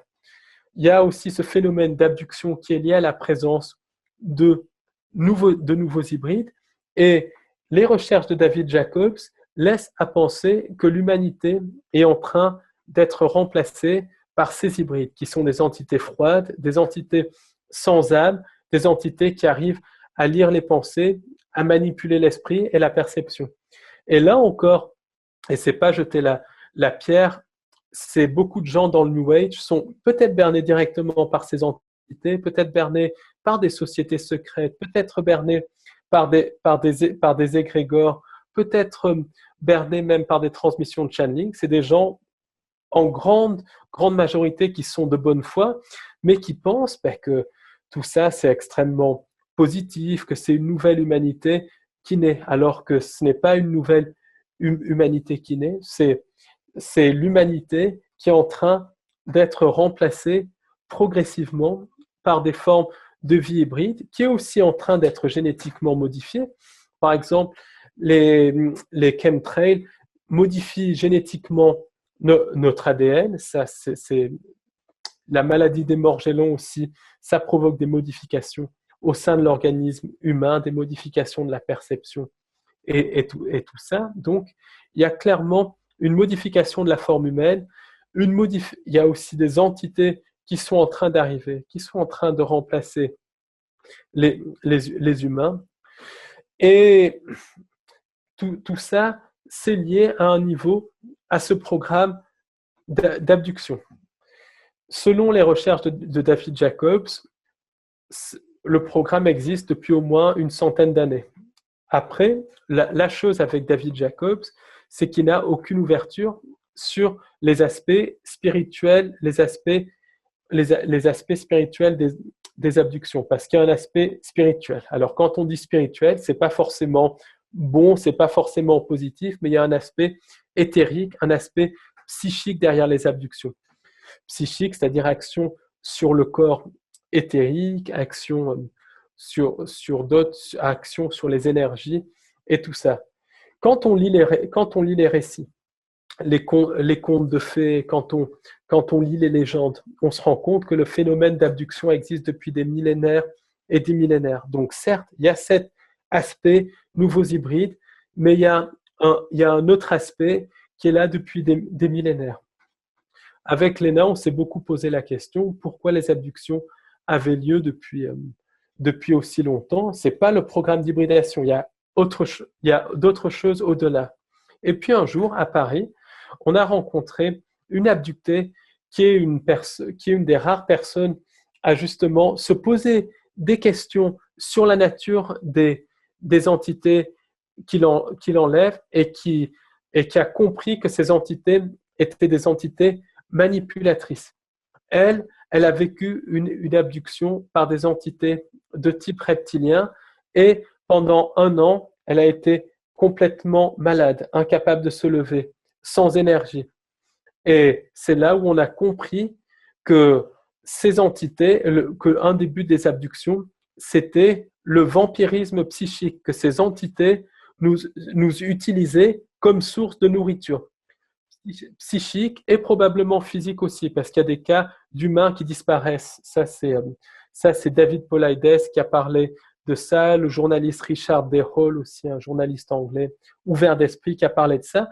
Donc, on est de la ressource physique et surtout psychique pour ces entités qui se nourrissent de nos émotions. Je pense que c'est une des finalités des abductions, c'est ça, c'est de se nourrir de nos émotions. Pour qu'on y consente, ces entités nous leurrent à nous vampiriser entre nous en créant une société vampirique, tout le système pyramidal et tout ça. Et au cours des abductions, elles modifient aussi la perception, elles modifient la notion de temps. Mais on est des ressources pour ces entités. Et il y a toute une glamourisation de ces entités, des abductions par le New Age et tout ça. Même maintenant, c'est politiquement incorrect de dire abduction, il faut dire expérience et tout ça. Or, une abduction, c'est un enlèvement, c'est une violation du libre arbitre. Il n'y a rien de positif dans tout ça. C'est une manipulation du troupeau humain, une manipulation littéralement des humains. C'est un phénomène qui est extrêmement fréquent. À ça aussi vient s'ajouter le contrôle mental, parce qu'il y a des abductions qui sont encore physiques, d'autres encore éthériques, et d'autres abductions qui sont des phénomènes de contrôle mental qui sont générés par les intelligences artificielles. Beaucoup de gens qui vivent des abductions où tout est beau, tout est rose, ça peut être une manipulation des entités sans âme au cours d'abduction physique ou éthérique. Ça peut être aussi des programmes de contrôle mental téléchargés par les intelligences artificielles, qu'elles soient humaines ou non humaines. Et ces programmes qui glamourisent les abductions, ces abductions où tout paraît beau, tout paraît glamour, sont téléchargés pour justement faire croire aux humains que ces entités sont des sauveurs externes qui vont venir nous sauver, alors que c'est tout sauf des sauveurs externes. Au contraire, c'est eux qui nous ont toujours tenus, voilà. toujours contrôlés. Ce sont nos geôliers qui se font passer finalement pour nos sauveurs, donc c'est paradoxal. Et je suis persuadé que les mêmes entités qui manipulent les gens qui vivent des NDE, les mêmes entités qui manipulent les médiums, les mêmes entités qui manipulent les voyageurs astraux sont des entités qui sont derrière les abductions. Donc, personnellement, je ne pense pas qu'il n'y a qu'une seule race d'entités ou 2 ou 3 races. Je pense qu'il y a beaucoup de races, d'entités sans âme qui nous manipulent, qui sont en fait tombées progressivement dans le piège des entités sans âme primaires, des premières entités sans âme. Et en fait, ces entités sans âme, elles cherchent d'une manière ou d'une autre à nous faire consentir au faux sauveur externe, d'où les contacts, d'où certaines abductions, d'où aussi le channeling tronqué. Et elle cherche à créer un chaos organisé pour nous faire consentir à un faux sauveur externe. Et quand on dit chaos organisé, ce n'est pas forcément des choses spectaculaires. Ça, j'exclus absolument pas l'hypothèse de guerre mondiale et tout ça, qui serait programmée si elles ont lieu. J'exclus pas non plus l'hypothèse de mise en scène d'invasion extraterrestre et tout ça. Mais le chaos organisé, à mon sens, c'est beaucoup plus subtil que ça. Je ne sais pas si tu connais le travail d'Eve Lorgen. Elle parle des entités qui interfèrent dans les relations de couple, qui créent des disputes et tout ça. Et ce qu'on peut constater dans la vie quotidienne, c'est qu'il y a de plus en plus de disputes, de plus en plus de tensions. Dans les couples, dans les groupes d'amis, même dans le quotidien. Par exemple, dans le métro, les gens vont te bousculer, t'insulter sans raison, et tout ça. Et quand on prend le travail d'Eve Lorgen sur les entités qui créent des disputes au sein des couples, au sein des groupes d'amis, on peut penser que ces entités sont de plus en plus présentes parce que des portails ont été ouverts. On peut penser au CERN, on peut penser aussi de rituels type le 11 septembre, on peut penser à l'ouverture de certains vortex naturels et artificiels. Donc, il y a de plus en plus de ces entités qui sont présentes dans notre quotidien, qui agissent au niveau du subconscient, qui déclenchent des programmes du subconscient. Là aussi, on pourrait élaborer des heures et des heures sur les programmes du subconscient et qui créent des disputes, qui créent des tensions, qui font baisser l'ambiance générale. Donc, je ne dis pas que toutes les disputes sont dues à ces entités, mais il y a de plus en plus de disputes qui sont dues à tout ça, essentiellement à cause de l'ouverture de certains vortex. Donc, et généralement, que je te coupe la parole, généralement, ce sont des disputes. Bah, ça serait intéressant que les auditeurs commentent peut-être en dessous.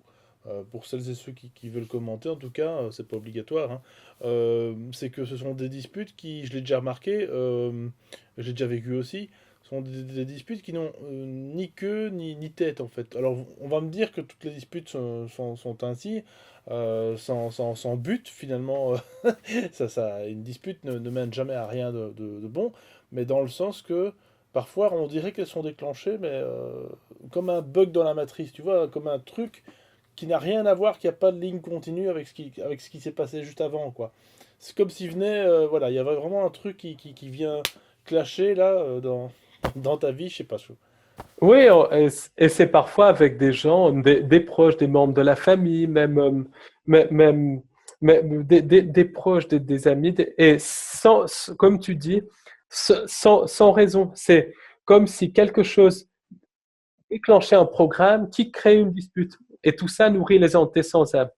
Maintenant, tu imagines un petit peu ça, le matin, tu es dans le métro, tu te disputes avec ton voisin. Tu arrives au travail, tu te disputes avec ton collègue de travail. Ensuite, tu arrives le soir, tu te disputes avec ta femme. Le lendemain, tu vois ton meilleur ami, tu te disputes avec lui. Au bout d'un moment, ça crée un énorme chaos. Un énorme chaos. Les gens, si de plus en plus de gens vivent ça, la situation au quotidien, pour l'humanité en général, devient intenable. Le chaos organisé, c'est des choses comme ça, plus quelques false flags, quelques mises en scène. Il parle dans l'Apocalypse, qui est un script, une manipulation aussi, mais il y a quelques phrases à tirer. Il y aura des guerres et des rumeurs de guerre. Or, les journaux télévisés mettent toujours les gens dans la peur et tout ça. Donc, imagine des disputes, de la peur, une situation où les gens sont de plus en plus coupés, quelques personnes sous contrôle mental qui sont manipulées à commettre des atrocités comme des fusillades de masse, des mises en scène de fusillades de masse, des mises en scène de guerre, des vraies guerres. Les gens, au bout d'un moment, ils n'en peuvent plus et ils vont demander le sauveur externe. Et là, on peut imaginer que les entités sans âme, d'une manière ou d'une autre, ou se présenteront de manière peut-être subtile ou pas si subtile comme des sauveurs externes et diront qu'elles nous ont créé tout ça.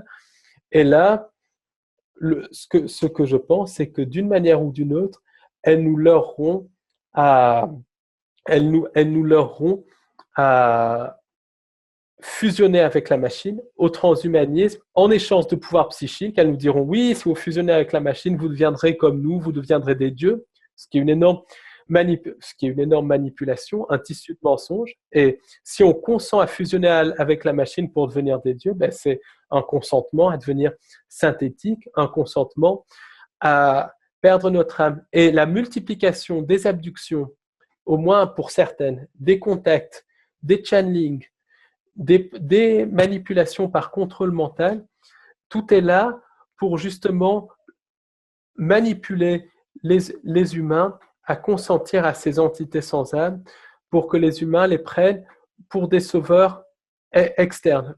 Tout est détourné. Par exemple, les nouveaux hybrides sont présentés comme une nouvelle humanité venue nous sauver, alors que c'est tout sauf ça, pour que les gens consentent au nouvel ordre mondial.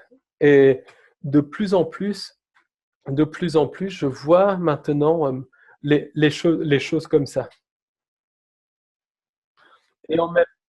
Et en même temps, avec toute cette réalité virtuelle, toute cette intelligence artificielle qui modifie notre perception, les lignes entre le réel, l'irréel sont de plus en plus manipulées. Ensuite, les intelligences artificielles et Internet favorisent la génération de tulpas, de formes pensées qui elles-mêmes sont manipulées par les entités sans âme. Donc, ça crée une situation finalement de chaos, tout en créant une situation de faux sauveur externe. C'est subtil, mais c'est là. C'est comme la grenouille qui bouffe. C'est ça, voilà. Qui ne se rend pas compte qu'elle est en train de bouillir. Donc c'est pour ça qu'il est temps vraiment qu'on commence vraiment à sortir parfois un peu de cette zone de confort, hein, je dirais, dans laquelle on est un petit peu tous endormis, zombifiés, etc.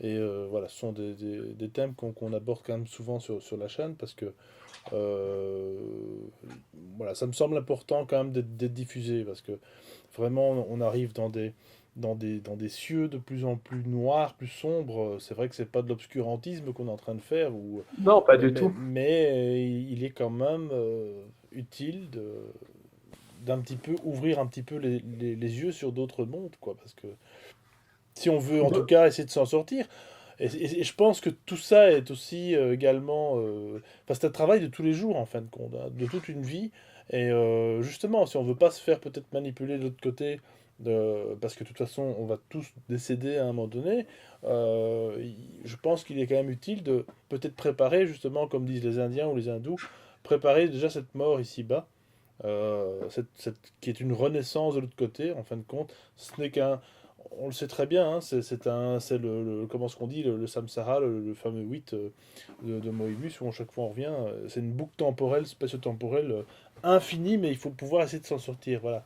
Ça, c'est une autre solution. Alors justement, on arrive tout doucement, non pas aux solutions, parce que j'aime pas du tout ce terme, toi non plus d'ailleurs, Non, pas du tout. parce que si on avait la solution, ça se saurait.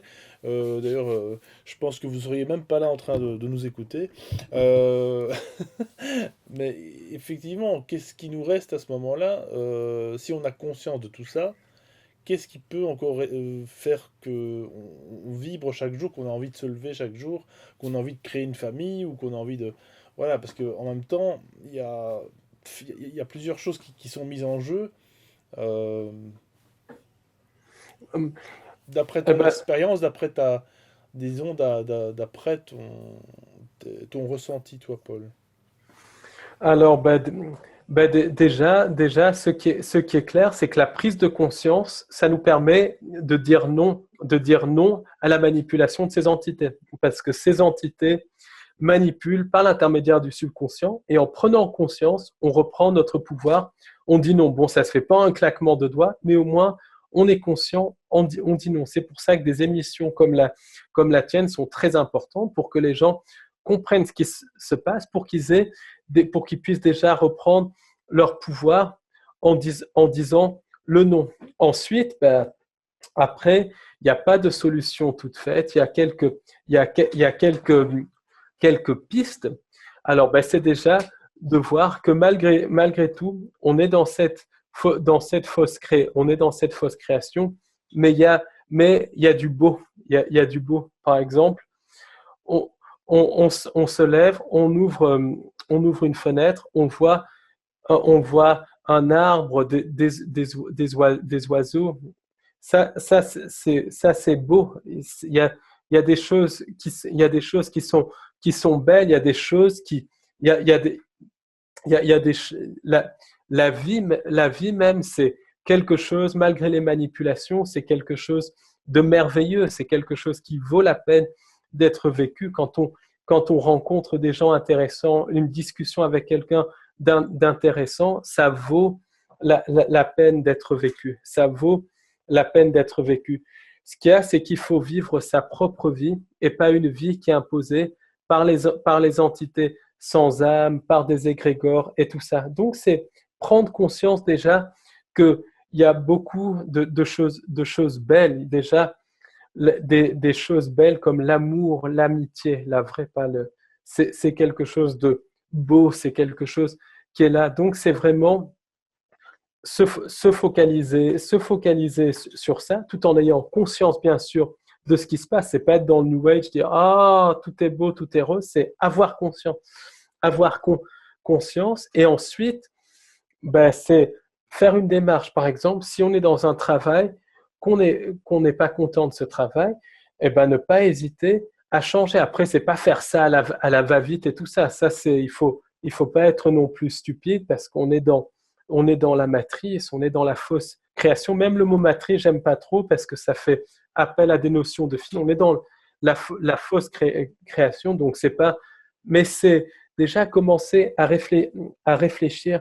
Qu'est-ce qu'on aime faire? Qu'est-ce qu'on veut faire si on n'est pas satisfait dans un travail? Et si on réfléchit, si on fait une introspection, on se rend compte qu'on a tous des talents, on a tous des dons, on a tous des capacités, des passions qu'on peut utiliser pour vivre, pour changer de vie. Et après, quand tout est bien préparé, parce que ça ne se fait pas sans préparation, c'est quand on sent que c'est le moment, franchir le pas et faire ce qu'on aime vraiment. Par exemple, quelqu'un qui a été toute sa vie dans une banque d'affaires, qui se rend compte que c'est de la merde et qui préfère jardiner, et qui a un talent pour le jardinage, c'est au bout d'un certain temps, quand il est prêt, c'est dire, voilà, je fais ce qui me plaît.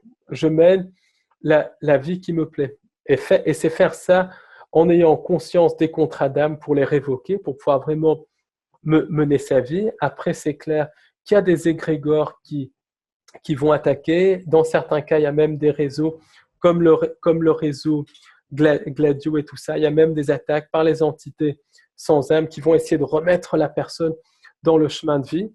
Donc ça, il faut en tenir compte. Mais ce qu'il faut, et c'est pas toujours évident à faire, mais c'est parce qu'il n'y a pas de solution, là encore pas de solution toute faite, mais c'est faire un travail sur soi, c'est le maître mot pour vibrer plus haut que tout ça, pour ne pas être cassé par tout ça. Après, c'est pas quelque chose qui est facile, il n'y a pas de solution toute faite. Ça fait des années que j'étudie tout ça, que j'essaye de faire un travail sur moi pour essayer de me déprogrammer. Bon, j'en suis pas du tout. C'est vraiment qu'un début. Ça c'est évident. Si j'étais déprogrammé, je ne serais pas ici. C'est quelque chose de une démarche à faire tous les jours.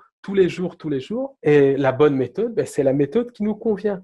Il y en a, ça peut être des méditations bien codifiées et tout ça. D'autres, ça peut être une promenade en forêt. D'autres, ça peut être la lecture. D'autres, ça peut être même aller observer des animaux, être en contact avec la nature. D'autres, ça peut être des promenades au bord de la mer. Enfin, il y a 7 milliards de méthodes. Donc, la bonne nouvelle, c'est qu'il y a plein de méthodes.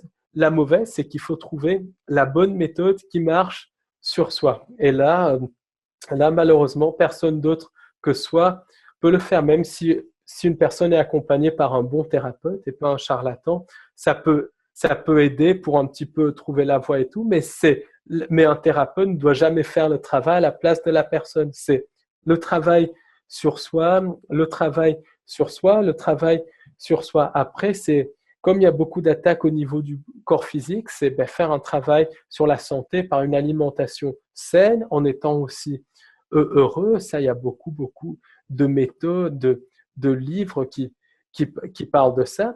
Et c'est construire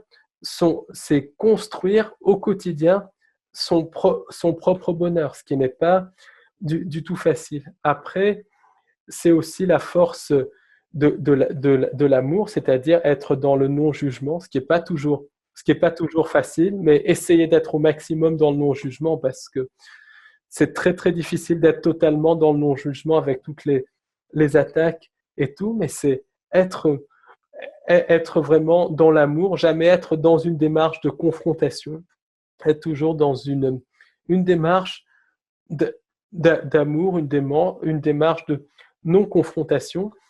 Et ce que je pense, c'est que quand on a des amis, de la famille, des gens avec qui on est bien, c'est ne pas hésiter à leur dire je t'aime, à dire deux ou trois mots, ne pas hésiter à faire le bonheur autour de soi, à faire bien sûr son propre bonheur aussi, parce que le problème c'est que si on n'est pas heureux, on ne peut pas transmettre le bonheur autour de soi. Après, c'est vraiment être le plus autonome possible, bon, en essayant de cultiver ses propres légumes et tout ça, propres, ses propres fruits.